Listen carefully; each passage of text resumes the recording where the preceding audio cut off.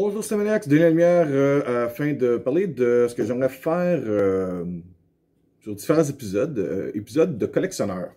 Ce qui nous pousse peut-être à ouvrir notre portefeuille un peu plus grand et de montrer à le film, la série, la franchise, l'amour qu'on a pour ce produit-là en se procurant les produits qui sont limités, de collection, édition du réalisateur spécial, édition limitée, la version extravagante, gore, unrated, toutes ces choses-là qui font qu'on va, dans le jargon anglais, double dipper ou en tout cas acheter plusieurs fois la même copie pour avoir celle avec la couverture différente, celle avec les suppléments différents, celle avec l'édition que 30 secondes de plus, on va mettre 30 $ de plus là-dessus. Alors aujourd'hui, je vais commencer avec différents exemples un peu de ce que moi je fais de mon côté, pour montrer mon côté Cinémaniacs. Puis d'épisode en épisode, ben je vais y aller dans soit une franchise avec les films, de quel format je les ai achetés, combien de fois j'ai acheté le même film ou même série, les produits dérivés, les figurines, des bandes dessinées, les romans, la trame sonore, toutes ces choses-là, l'affiche. Le toutou, n'importe quoi. Si j'ai nommé un animal dans ma vie par rapport à un personnage qui d'une franchise que j'aime, oui, c'est arrivé. Ça vous arrive certainement à vous aussi. Alors, je commence avec un bon exemple de mon enfance, alors que c'est ma mère qui m'avait amené voir ça au cinéma alors que j'étais tout petit. Et c'est E.T.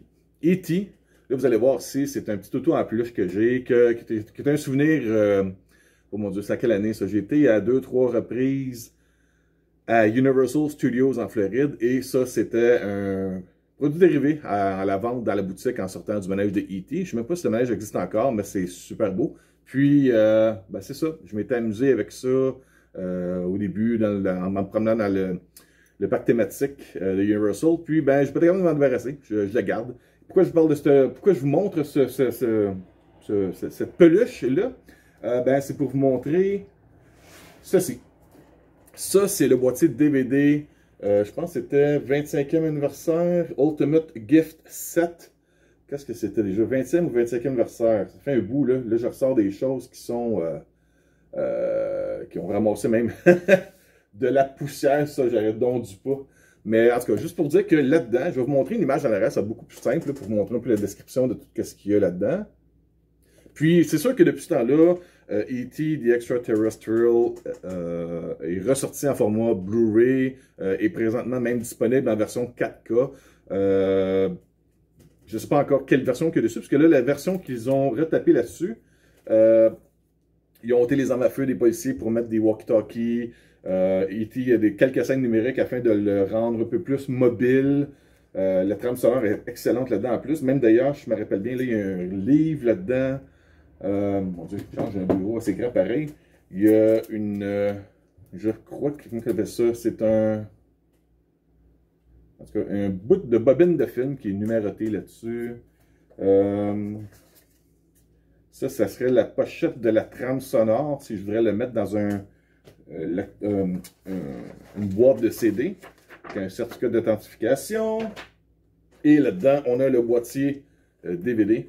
Je vais vous montrer ça vite. Je ne vais pas non plus prendre trop de temps à juste vous montrer des bébelles et ces choses-là. Mais on ouvre le boîtier comme ça. Puis on a le E.T. version 2002. On a la version originale. Ça, c'est le fun parce qu'on a les deux versions.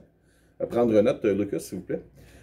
Et aussi les bonus, les suppléments, que j'aime dire en français, les suppléments pour le making-of de E.T. Là-dedans, ils montrent d'où vient l'idée, comment ils ont fait le film, la trame sonore, la promotion du film, la sortie, comment ça a fait de l'argent, tout ça. Et le quatrième disque ici, c'est le CD de la trame sonore du film. J'arrête pas de dire, ça aurait été une superbe façon de sauvegarder le format CD en les incluant dans tous les films, les trames sonores. Il y a fond, c'est pas comme s'il fallait que je fasse un produit en plus pour inclure là-dedans. On ne demande pas à une équipe d'aller retourner enregistrer une trame sonore. La trame sonore est faite pour le film. Mettez-la sur un CD et mettez-la en supplément dans un boîtier. Surtout les films qui génèrent beaucoup d'argent au cinéma. Les gens vont souvent vouloir juste écouter la musique pour se remettre dans les souvenirs du film, l'événement. Parce que ça, c'est E.T. Ça, c'est un exemple. Un autre exemple, Rapido Presto. J'ai pas été un fan quand ça a commencé, ça. Mais, veux pas, les films, les deux films m'ont accroché. J'ai bien ri là-dessus. Juste un petit exemple, je vais vous prendre une petite gorgée de café. Super bon café. Bon, ce que je vais vous parler ici, j'en ai déjà fait une autre vidéo qui était quand même très populaire par rapport à le fait que j'en faisais pas beaucoup. Deadpool. Je sais pas si ça va fonctionner. Hey Deadpool. Thanks for pushing my buttons. Pas de problème. You know how to turn me on. Ouais, ok. J'adore ça. Même ma conjointe me dit, ah, tu l'allumes pas souvent. Non, je veux l'épargner. Si je l'allume tout le temps, il va tout le temps parler. C'est incroyable. Il y a comme 140, 150 phrases. Ouais. Ah, je suis plate, c'est ça? Hench people? Ok. Ça, on peut shaker puis faire ça une affaire.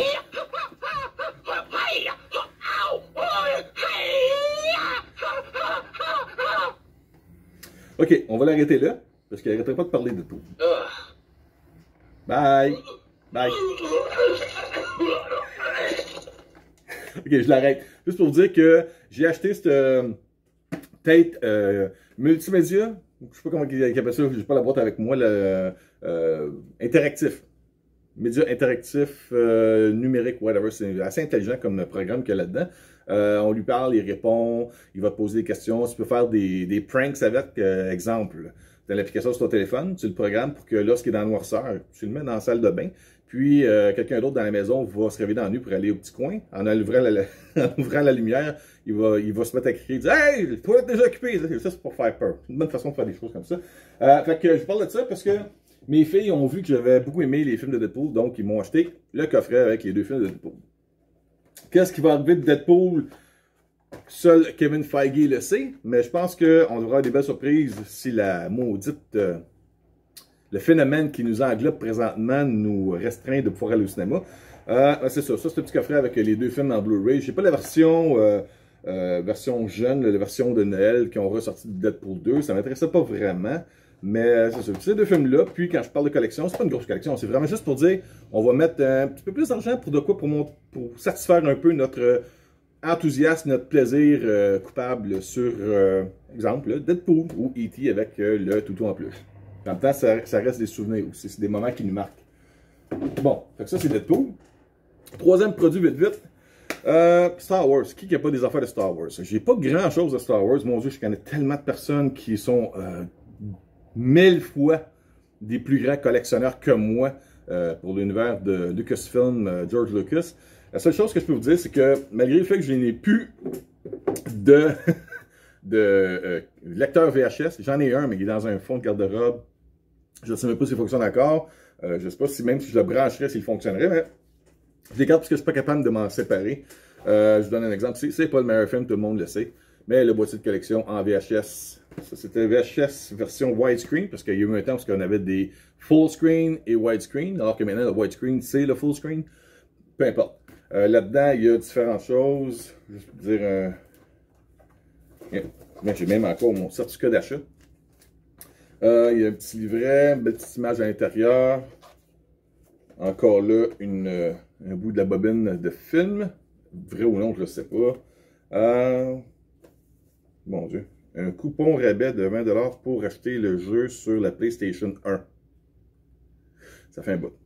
Et la cassette VHS. Très intacte encore. Parce que je l'ai jamais vraiment utilisé. Parce que je pense que j'avais acheté même le film séparément dans un autre boîte quand ça va sortir. Donc, la cassette VHS là-dessus, Star Wars. Pourquoi je parle de Star Wars? Même si je ne suis pas un grand collectionneur de Star Wars, il faut remercier Kathleen Kennedy pour ça, pour avoir détruit tout espoir pour moi de pouvoir dépenser mes payes chez Lucasfilm. Ça nous amène à d'autres produits qui sont pas nécessairement rares, surtout pour les collectionneurs de Star Wars. Ils vont dire que j'en ai 10 copies de ça. Moi, c'est des petites choses que j'ai retracées. Exemple, j'ai un petit DVD qui montre des produits offerts par Sideshow Collectibles. Un autre DVD avec l'histoire de Ralph McQuarrie, qui est l'illustrateur concept pour l'univers original de Star Wars. Et tous les autres se sont inspirés de lui pour pouvoir agrandir l'univers de Lucas. Très le fun. Et le dernier, et non le moindre, qui est un produit dérivé dans tout le genre de Star Wars. Family Guy, le gros boîtier. Là-dedans, là, je voudrais bien l'ouvrir, mais ça va tout revoler. Je vais vous le montrer. Là. Family Guy, l'épisode s'appelle Blue Harvest, qui est un clin d'œil au titre fictif lors du tournage de Retour du Jedi. Parce que Lucasfilm se rendait compte que les gens qui le voyaient arriver lui demandaient plus cher que d'habitude juste parce qu'il faisait des films de Star Wars. Fait qu'il y avait même un titre de Blue Harvest afin de dire non, non, non, c'est pas Star Wars, c'est Blue Harvest, vous n'allez pas me charger plus cher parce que c'est un petit film qu'on fait. Finalement, c'était le Retour du Jedi qui faisait. Ils ont fait ça en secret. Je montre ça vite, vite. Certainement, plusieurs d'entre vous l'ont déjà, ça. Là-dedans, il y avait un T-shirt. Il y a des livrets pour toute l'information de l'art du dessin animé. Il y a, mon Dieu, ça fait longtemps que je n'ai pas ouvert ça. Des cartes comme dans le bon vieux temps, des petites cartes de collection. Je ne sais pas si la collection est grande, s'il faut t'ajouter 3-4 fois le coffret pour avoir toutes les cartes de Family Guy. Il y a même des lunettes 3D. Attends, je vais mettre les cartes de côté. Il y a même des lunettes 3D. Je ne sais pas si la version est disponible en 3D là-dessus. Non, ça fait longtemps que je n'ai pas regardé ça. Et le DVD. J'imagine qu'il l'a en 3D dessus, mais je pense que c'est du jeu 3D, c'est pas les 3D récents. Là. Disque 2, copie numérique. Disque 1, édition spéciale. Bon, typique boîtier DVD à 2 disques. Fait que ça, c'est pour Family Guy Blue Harvest, qui en réalité raconte l'histoire de Star Wars via l'univers de Family Guy. Bon, pas évident à refermer, ça, cette affaire-là, surtout que le t-shirt là-dedans. Oh my god! Bon, ça c'est pour Star Wars. C'est sûr, j'ai les cassettes VHS originales, j'ai les DVD. Ça sera peut-être pour vous montrer peut-être une autre fois, là, vraiment ce que j'ai dans tout ce qui est Star Wars. J'ai même des films, les films en DVD les films télé, là, de Ewoks, il y en a 2 films. J'ai même les dessins animés de Droids, et Ewoks en dessin animé. Je ne regarde jamais. Je les ai achetés, comme je vous dis, c'est juste pour satisfaire un peu mon engouement pour une franchise comme Star Wars. Oh, je vais remettre ça dedans, mais ça après. Dernier produit vite que je vous parle, parce que je ne vais pas étirer la sauce trop longtemps, j'ai tellement de choses que je pourrais vous montrer, mais j'ai des petits exemples aujourd'hui. World War Z, Brad Pitt. J'ai cette trousse de soins. Ça se vendait pas en magasin, ça c'était le plaisir avant de faire beaucoup de promotions avec les studios directement. Paramount m'avait envoyé cette trousse de soins-là. À l'intérieur, j'ai un t-shirt promotionnel du film. J'ai le roman original qui a été écrit par Max Brooks. Et le film en Blu-ray. C'est pas grand-chose, mais c'est le principe de le présenter dans une boîte de trousse de soins en cas de morsure, je sais pas. Si on se fait attaquer par des zombies. Je sais pas c'est quoi votre avis sur le film. Moi, j'ai été... Pour ceux qui ne savent pas, il y a eu une histoire assez weird, comme quoi que la moitié du film a été retournée parce que c'était mauvais, ils ont refait le film, puis ça paraît. Lorsqu'on le voit, le film, après l'écrasement de l'avion, on se rend compte que c'est carrément un autre genre de film. J'ai aimé le film, mais le roman est tellement meilleur. Puis là, c'est pas juste meilleur, c'est que le film est comme le prequel du roman.